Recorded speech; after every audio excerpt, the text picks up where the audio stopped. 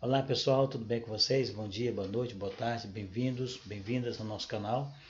Espero que você esteja bem e corra tudo bem nesse final de anos aí, para que as coisas corram bem melhor do que foi esse ano para todos nós, ok? Gente, passando por aqui hoje para falar um pouquinho sobre os atributos de Deus, e existe sim uma interpretação um pouco equivocada em relação à graça, em relação ao amor, que é manifestado ali no Novo Testamento, ok? Então, o que é isso? Como você vai distinguir, como você vai entender o caráter de Deus que envolve os seus atributos, né? A sua ação de Deus com os homens, com a sua criação, ok? Então, o que é então os atributos de Deus? Nós colocamos no canal aí demos uma introdução um pouquinho dos atributos de Deus que envolve o seu caráter, ok? E um dos atributos de Deus é a justiça. Então, justiça, o que é? Justiça está relacionada à justificação, que é o conceito teológico ensinado pelo catolicismo e pelo protestantismo, ok? Então, a justificação é um conceito teológico presente no cristianismo, que trata da condição do ser humano em relação à justiça de Deus, ou seja, esse ensino da justificação, ele estuda como Deus trata, como Deus vai tratar a relação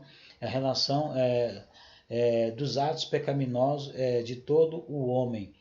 E como que isso vai acontecer no grande juízo do trono branco, ok? Ou como acontece ou aconteceu no passado em relação a Israel, o povo do primeiro contrato. E se acontece no Novo Testamento com o povo do segundo contrato, que são as demais nações, ok? Então, como entender isso aí? Então, você precisa entender realmente uma visão geral, panorâmica, numa visão holística, da dualidade de Deus, ok? Então Deus ele tá acima do bem e do mal, ok? Porque Deus ele é justo, ele não é injusto, ok? Mas nunca os seus atributos se atropelam um com o outro, ou seja, o amor não está acima da justiça e nem a graça, ok?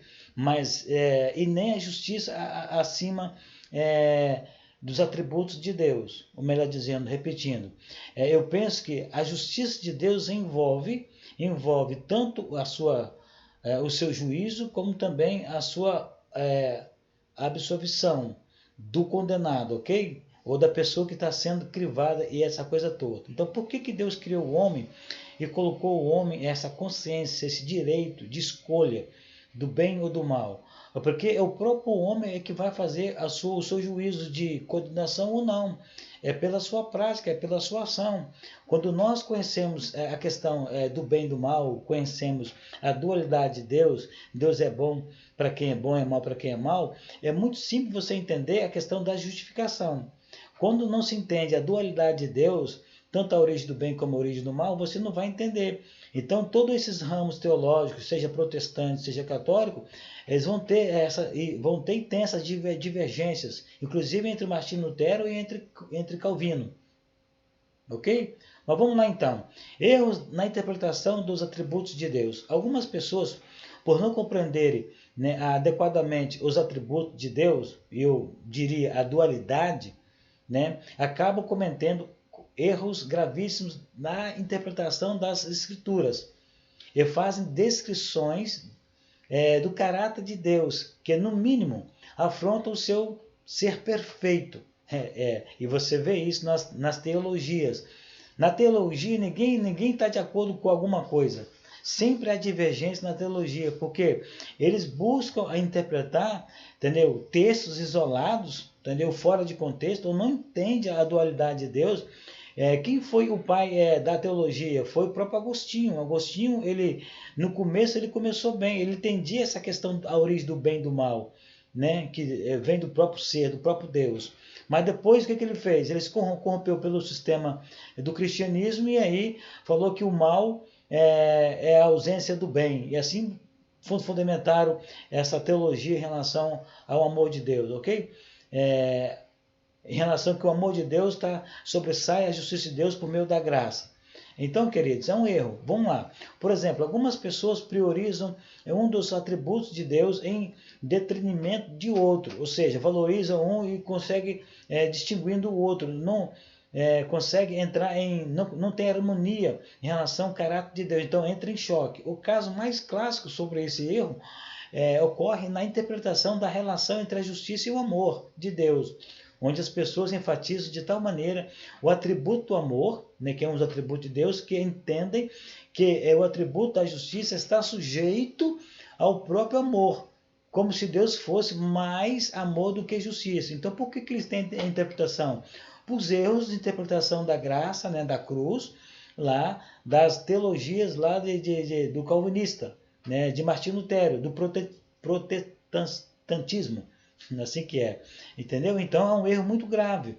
Essa compreensão equivocada geralmente resulta na heresia do universalismo, ou seja, que uma vez a pessoa salva, salva para sempre, que a graça, que nós somos justificados pela cruz de Cristo, né, pela morte de Jesus.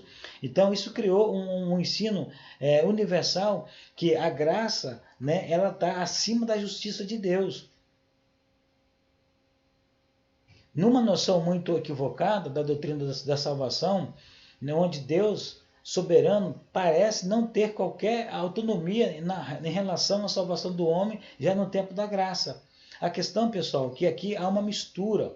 Não se pode colocar lei com a graça misturado junto. Nós temos que separar isso. Então, Deus usará de justiça para um povo que foi do primeiro contrato, povo de Israel, porque receberam as leis, receberam toda a revelação do Deus único, e as demais nações não. Mas no Novo Testamento, todas as nações receberam também essa revelação única da pessoa de Cristo, que era o próprio Deus em carne, e receberam o segundo contrato.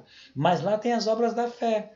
Lá tem as obras da fé. Assim como no Velho Contrato tem as obras da lei, no Novo Testamento tem as obras da fé, que muitos cristãos não conhecem. Então pegam textos isolados da questão de Romanos 1, né, Romanos 2, que a salvação é pela graça, não vem de vós, não vem pelas obras, ou o justo ele é justificado pela fé, como Martinho Lutero levantou a bandeira e não aceitou o livro de Tiago. Tiago fala que a salvação ela deve ser acompanhada pelas obras, porque a fé sem as obras morta. Então você vê aí muitos erros de interpretação e fundamentar então esse ramo teológico para tentar estudar a questão da justificação do homem. Como é que Deus vai justificar o homem? Sendo na velha dispensação ou sendo na nova dispensação?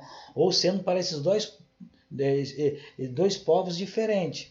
Entendeu? Então é assim, a questão é complicada, porque eles misturam o segundo contrato com o primeiro, mistura as duas dispensações da história dessas nações, né? Então assim, porque não tem uma visão holística geral como Deus como Deus trabalha, né? Como Deus está trabalhando, vamos dizer assim, dentro das dispensações, se queira falar assim, em relação ao homem. Vai chegar um dia que Deus sim, né, vai estar diante, que as pessoas vão estar diante desse grande tribunal, que é a conclusão final da nossa história humana, entendeu? Então lá sim, lá Deus vai usar da sua justiça, ok? Da sua justiça. A justiça de Deus inclui tanto o amor, né, tanto o mal como o bem, melhor dizendo. Então, a justiça de Deus, ela está acima,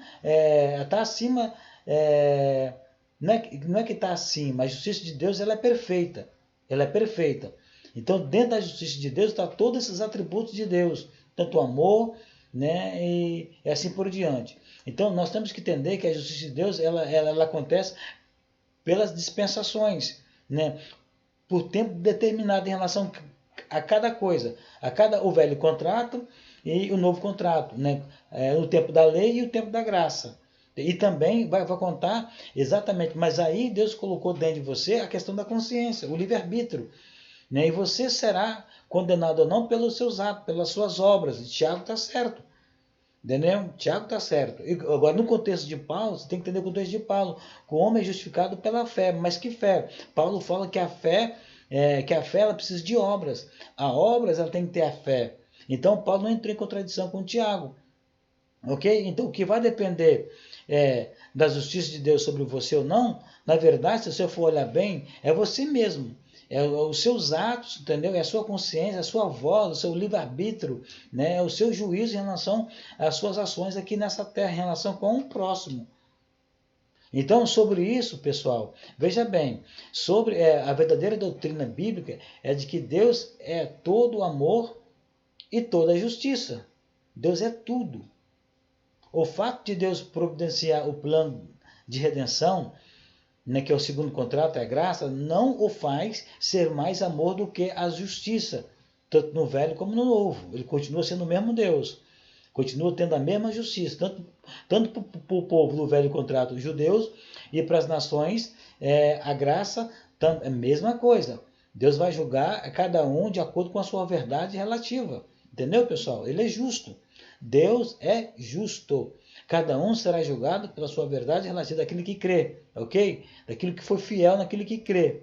Então, ele é fiel. Agora, os atributos de Deus se complementam ao invés de ser exclusivamente mutuamente. Ok, pessoal? Então, o homem continua sendo o homem, mesmo que não tenha alguns dos seus atributos humanos. Mas Deus, diferente disso, não poderia ser Deus se ele faltasse um dos seus atributos. Pois ele é perfeitamente expresso em cada um dos seus atributos, entendeu? Então, quando você entender essa questão da dualidade de Deus, pessoal, vocês vão entender como Deus usará da sua justiça para com todos aqueles que foram para o bem e que foram para o mal. Lembra-se de uma coisa, nas páginas da Bíblia está repletas de como Deus usou da sua justiça, do seu amor, tanto para o povo da velha aliança e como Deus usará para o povo da nova aliança, ok? Então Deus, ele continua sendo o mesmo. Jesus disse, Deus se manifestou em carne por meio de Cristo, mas ali era Deus em carne, só que, entre aspas, preso no tempo, no espaço, na matéria, porque assumiu uma forma humana e entrou nesse nosso tempo. Para quê? Para abrir este caminho, abrir esta porta que nós chamamos graça, a salvação por meio da fé, entendeu? De quê? De que Cristo é o Deus em carne, veio para estabelecer, né, um padrão, veio cumprir o velho contrato, porque eles não cumpriram, né? Ele veio cumprir o velho contrato, entendeu? Para aquele povo exclusivo, e ao mesmo tempo, por meio do seu padrão de vida, pela sua conquista, pela sua vitória na cruz, né? Ele deu oportunidade também às demais nações, né, a entrar por este caminho, a passar por essa porta que é Cristo. Cristo, ele é essa graça, ele é essa porta.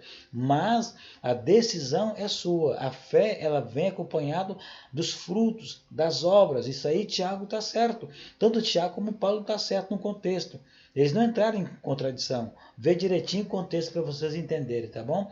Pessoal, um grande abraço para vocês aí. Espero que esse tema possa ter te dado uma pequena luz, para você entender que a graça não está acima da justiça de Deus, ok? Que na graça, como tanto fala, você não tem que fazer nada, tudo Jesus já fez por você. Ou seja, todos os seus erros, os seus pecados que vocês praticou no passado e que vocês ainda vão praticar no presente, tudo isso já foi perdoado, perdoado por Deus, ok? Então isso é o que se fala, o que se ensina, o que se prega.